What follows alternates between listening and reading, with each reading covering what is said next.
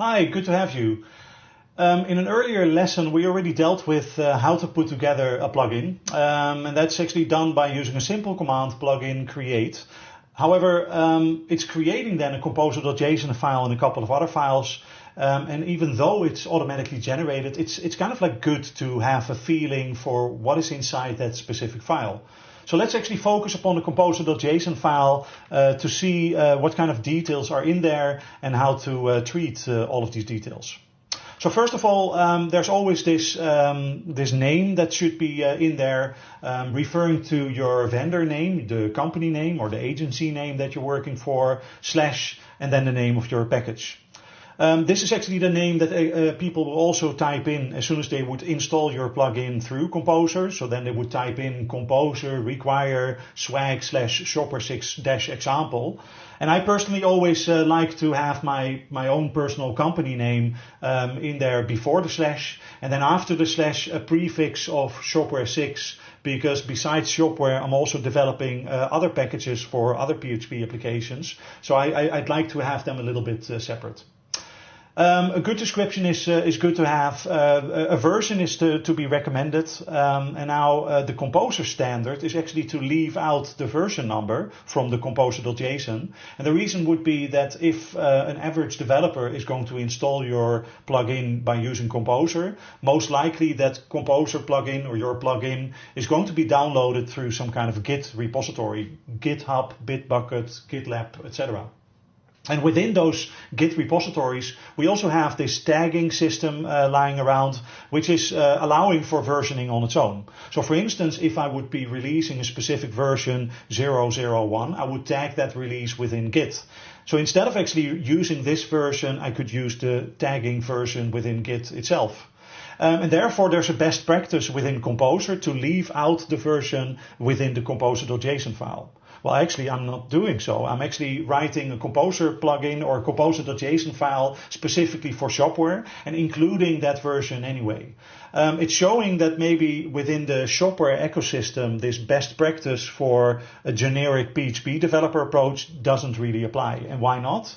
Well, because within the PHP ecosystem, it's kind of natural to assume that any kind of PHP package is going to be installed by a PHP developer. But within Shopware, we also have merchants that are able to install plugins theoretically without Composer. And because the plugin could be installed without Composer, we don't have that Git tagging available, and therefore we need some kind of other versioning to rely on. And therefore, adding the version tag or version string within the composer.json file is actually a good practice within Shopware.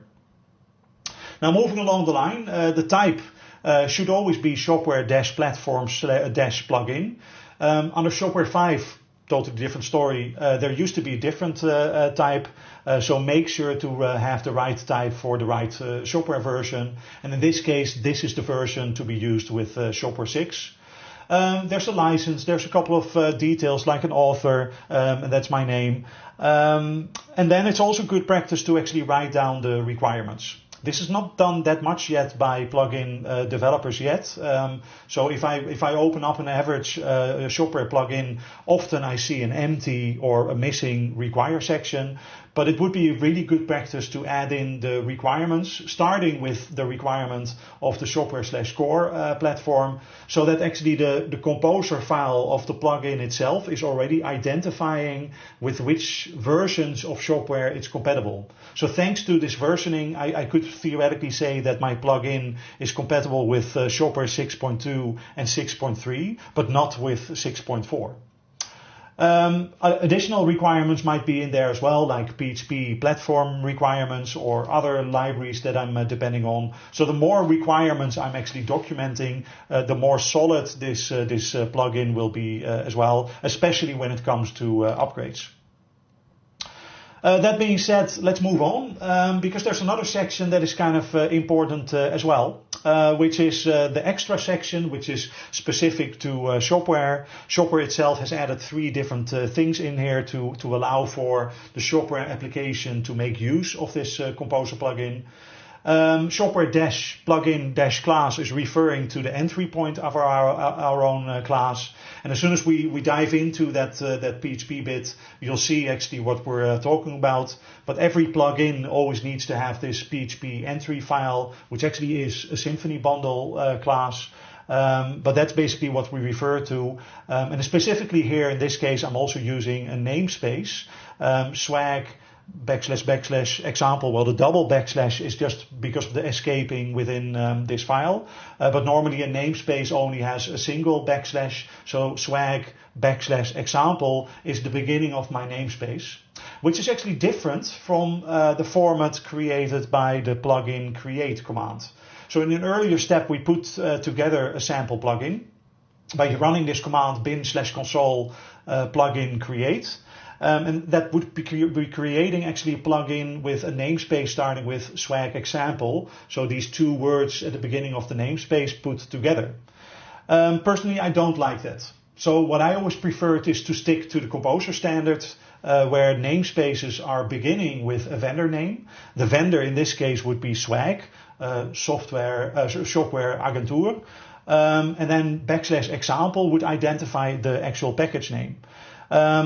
Because of that, before I actually install a plugin, I'm always I'm inclined to actually modify the composer.json file a little bit so that this plugin class is matching up. But also, if you look a little bit lower, you can see that there's this autoload section where the PSR4 standard is allowing for composer autoloading, mentioning basically that any kind of namespace, any kind of class that has a namespace starting with swag / example is to be found in the source folder. So in a similar way, the Shopware plugin class itself, swag / example / swag example, is to be found in the source folder as a file called swag-example.php. In short, I personally prefer to have a namespace vendor / module name or package name / well, whatever comes afterwards. And that would be another reason why you would need to edit this file. There's a little plugin icon that you could just add. If you don't have an icon, well, just grab one from the internet or just omit this line. And likewise, it's currently still good standard to add labels both for German language and for English language. Personally, I tend to skip the German part because, well, I know a little bit about German, but most of my communication is always in English, and I'm not specifically writing my own plugins for the German market. And what about the Spanish market and the Japanese market and etc. But that's a little bit up to you. Still, the current practice within plugin developers is to always supply an English and a German label for your own plugin. Well, that's basically it. By going through the Composer file, we've seen a couple of things that you need to take note of.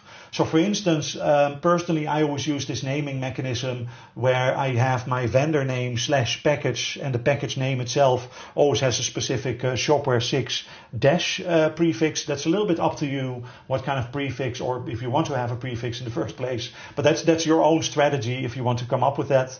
Do make sure that the type is correctly set. And also do make sure that the extra additional section that we just saw earlier is pointing into the right PHP class. However, if you make a little mistake there with the namespace, don't worry, because as soon as you actually install this plugin and you activate that plugin, it's going to require that PHP class along the way as well. So if you make a little mistake right here, it's going to be pretty much unforgiven. But that's it for now. We've done a little review of the composer.json, telling a little bit more about the backgrounds. And let's move slowly to the rest of the files and slowly actually bring to life a complete example of a plugin. So see you in a bit.